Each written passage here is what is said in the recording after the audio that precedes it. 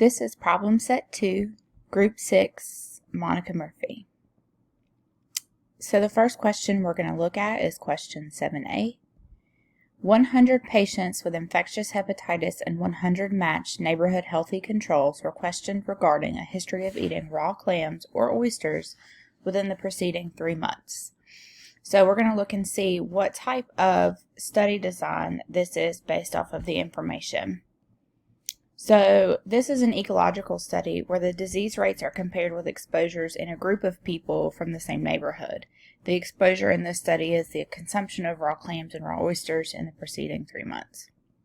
So the design would look something like this, where you have the source population, then the cases, which is the infectious hepatitis, the controls, which are healthy neighbors, and then the exposures. So exposure to raw clams and oysters, and then no exposure for each the case and the controls.